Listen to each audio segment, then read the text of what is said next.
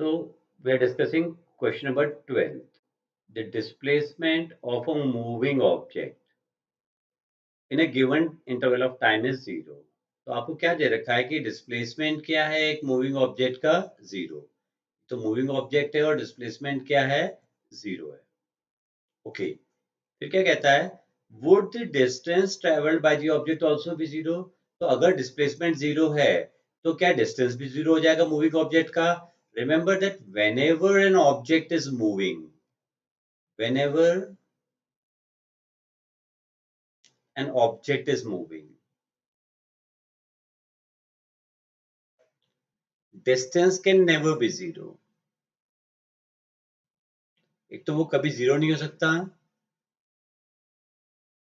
और it's always increasing. It's always increasing.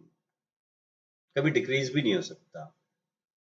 हाँ, displacement of a moving object can be zero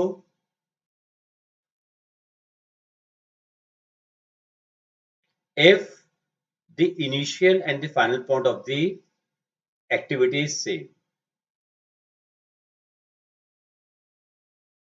जैसे कि अगर हम एक एग्जांपल लें कि एक ऑब्जेक्ट जो है वो यहां से स्टार्ट हुआ, एक रेक्टेंगुलर पाथ पे चलता हुआ वो फाइनली यहीं पर आकर के रुक गया. तो the initial point and the final point is the same, therefore the displacement is zero. But distance तो है ही. डिस्टेंस आपको दिख ही रहा है.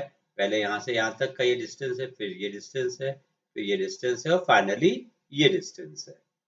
तो the answer is no. Now we are discussing question number 13. How will the equations of motion for an object moving with uniform velocity change? क्या तब्दीली आएगी इक्वेशंस ऑफ मोशन में अगर एक ऑब्जेक्ट यूनिफॉर्म वेलोसिटी से मूव कर रहा है.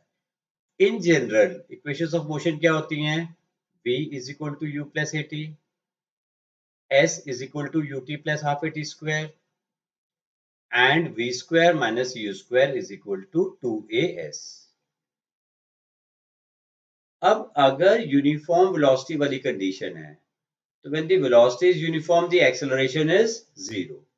और अगर एक्सेलरेशन जीरो है तो ये पूरा टर्म ही जीरो हो जाएगा फर्स्ट इक्वेशन में.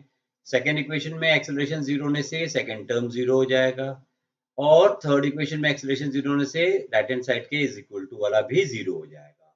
तो ये इक्वेशंस क्या बन जाएंगी? The first equation will convert into v is equal to u. The second equation will be displacement is velocity into time. And the third equation will be v square minus u square is equal to 0, which further implies that v square is equal to u square. So that will be the change occurring. Now we come to question number 14. तो इसमें आपको क्या क्या रखा है कि a girl walks along a straight path to drop a letter in the letter box and comes back to the initial position and her displacement time graph is as shown. तो अगर हम इसका एक रिप्रेजेंटेशन देना चाहें diagram के हिसाब से तो एक गर्ल पहले गई, यहां से स्टार्ट हुई इनिशियल पॉइंट से एंड यहां लेटर बॉक्स तक पहुंची और फिर फर्दर वो वापस हो गई और वापस से अपने इनिशियल पोजीशन पे आ गई. तो ये फाइनल पोजीशन है. तो इनिशियल और final position is the same in fact and this is the displacement. तो पहले डिस्प्लेसमेंट बढ़ता रहा, डिस्प्लेसमेंट इज इंक्रीजिंग जब वो लेटर बॉक्स की तरफ जा रही थी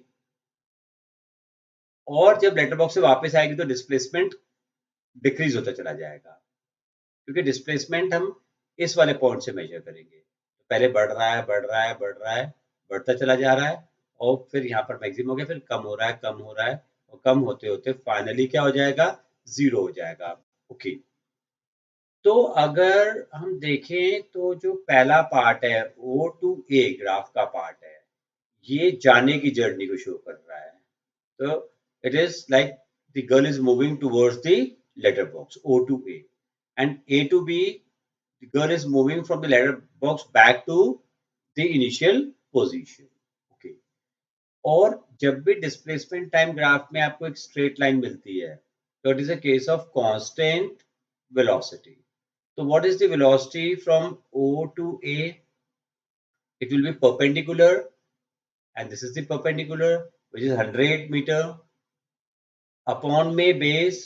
Base is 50 seconds. So this will come out to be 2 meter per second. And what about velocity A to B? So first of all, it will be negative क्योंकि opposite direction में हो गया. जाते वक्त ऐसे था velocity और लौटते वक्त ऐसे हो गया. So the velocity will be negative. और कितना होगा? Again perpendicular upon base. Perpendicular कितना है? 100. और base कितना है? तो 50 to 100 is again 50. So it is 100 meter displacement and 50 second time.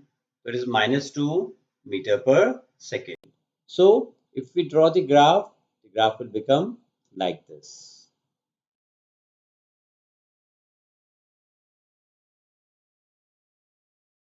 Y axis पे हमने वेलोसिटी लिया, x एक्सिस पे टाइम लिया. हमारा टाइम इंटरवल 0 से लेकर के और 50 तक है और फिर 50 से लेकर के और 100 तक है. तो इनिशियली 2 मीटर पर सेकेंड की स्पीड थी, तो ये 2 मीटर पर सेकेंड की, द स्पीड इज कांस्टेंट और द वेलोसिटी इज कांस्टेंट. तो स्ट्रेट लाइन मिलेगी हमारे को 2 मीटर पर second for the first 50 seconds, और बाद के 50 सेकेंड्स के लिए 50 to 100 and it is -2 meter per second. So things are like this. Okay.